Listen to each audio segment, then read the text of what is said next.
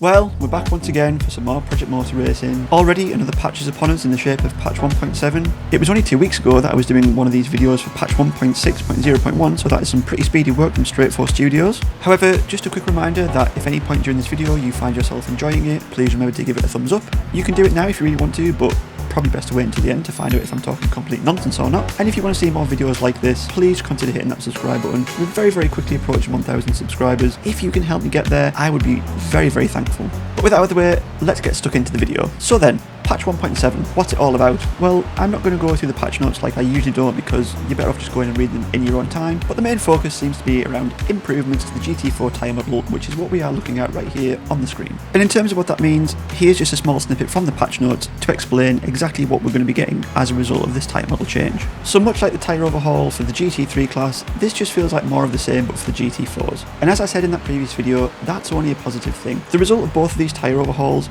is a much deeper connection and a better understanding of exactly what the car is doing beneath you at any one given time. Prior to this, it just felt a little bit sloppy and a little bit vague, and it was really difficult to place the car exactly where you wanted it to be at any given time. However, now that's definitely rectified and it's much easier to drive these cars closer to the limit.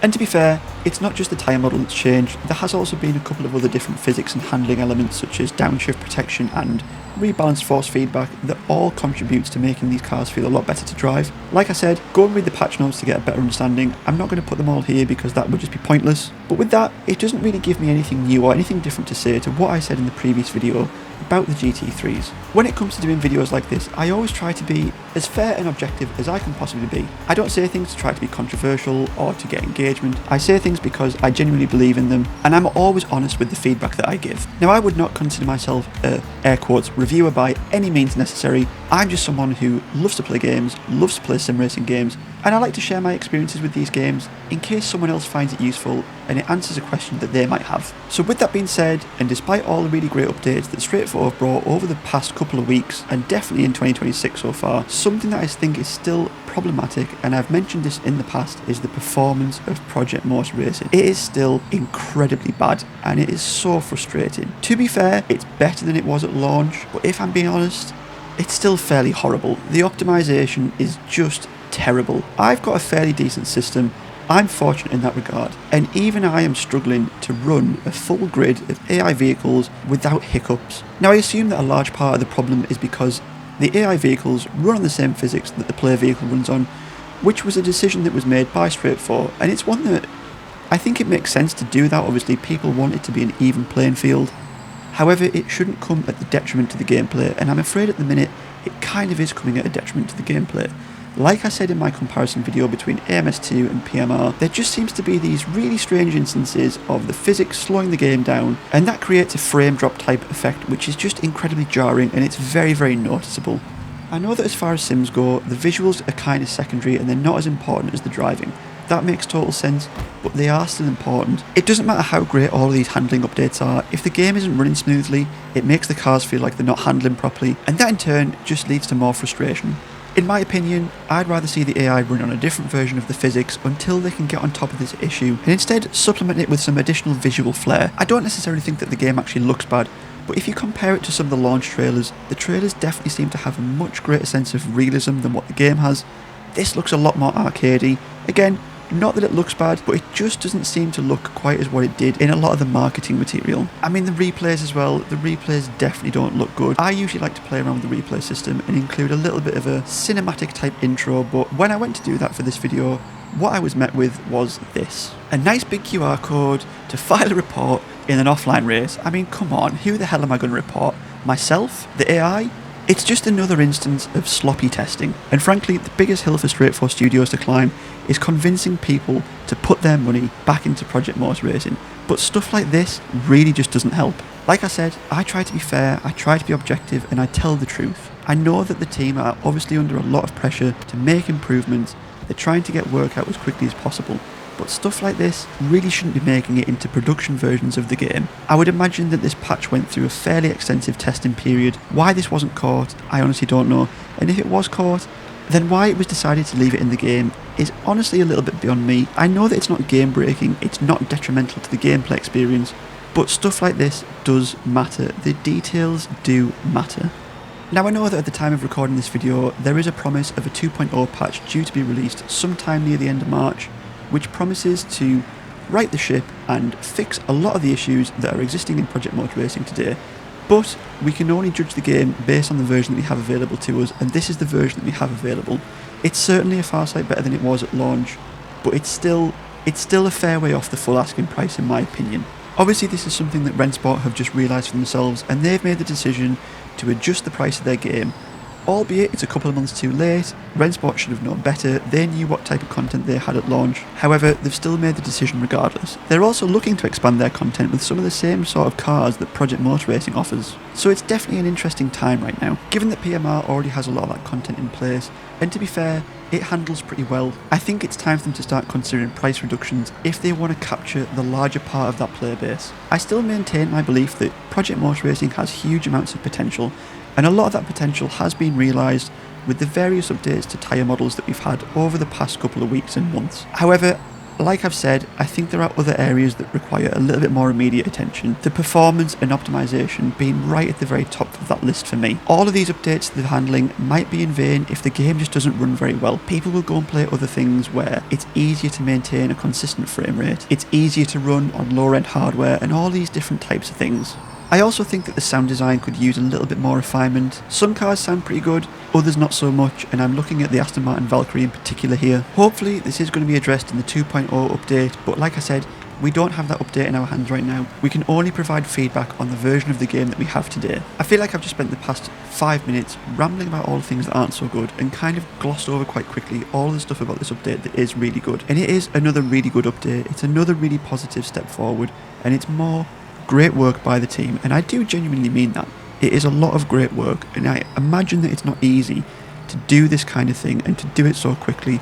So huge props to them for getting this update out 2 weeks after providing us with the last update. Oh, and I almost forgot, not only did we get the tyre overhaul, we also got some new content for the first time as well, which I tried out, and well, let's just see how it went. Well, let's see how this goes. I've not driven this thing yet.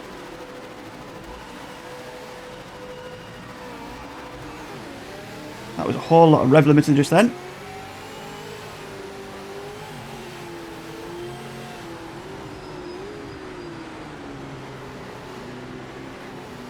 Oh, this is a lot of cars for Bathurst, it has to be said. And I suck at Bathurst as well. We'll see what we can do. I don't know what... Oh my god. I don't know why the AI is just slowing down randomly. Oh!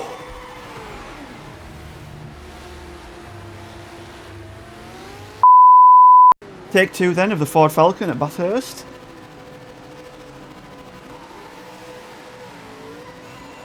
First attempt did not go particularly well. Turn! Turn!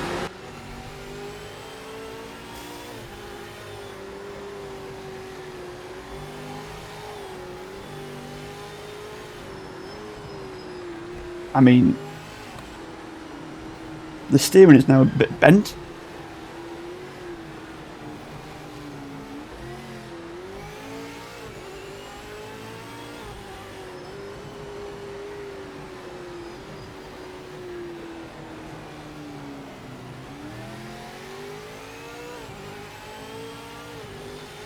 I think. Lol. I think it's bent. Hard to say.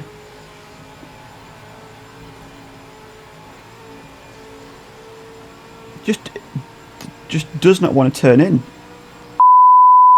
Take number 3 for the Ford Falcon.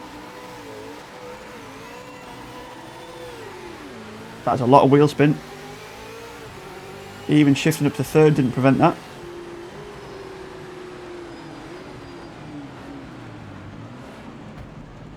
I mean, this is just stupidity, is what this is. This is just stupidity. I mean, I know that there's 32 cars going into turn 1 at Bathurst is never going to be a good thing, but even still.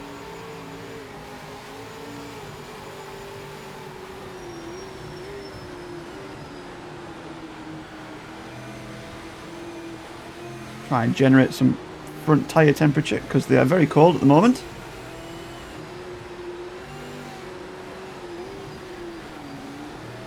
God, this is just carnage.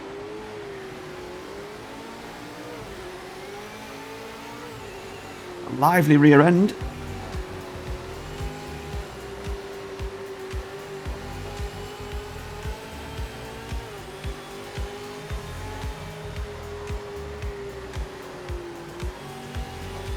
And a very reluctant front end, it has to be said.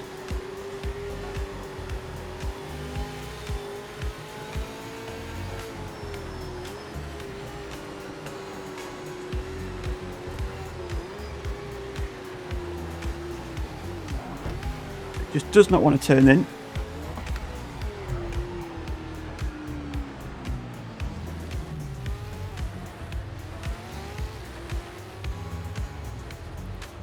So that's still a problem. So yeah, I definitely don't think I'll be spending too much time with the Ford Falcon. It's not really what I enjoy, but it's nice to see a little bit of free content added anyway.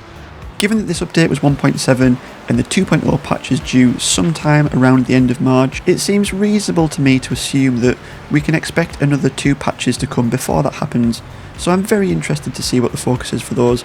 I'm sure that a lot of the stuff that I've just mentioned is already on their radar and they're probably well underway fixing it, but only time will tell. As always, if you've made it this far into the video and you've listened to me ramble on for the past God knows how long, thank you very much for sticking around to listen. Let me know in the comments below how you feel about the current state of PMR and whether I was right or wrong with what I said. If you've enjoyed this video and you found it useful in any way, please consider hitting the thumbs up button as that really helps me out with the algorithm, and if you want to see more videos like this and support the channel, please do consider hitting that subscribe button. We're very close to hitting 1,000 subscribers now. I would be very grateful to you for subscribing to the channel and helping to support the growth. But until next time, take it easy, keep it on the track, and I will catch you in the next one.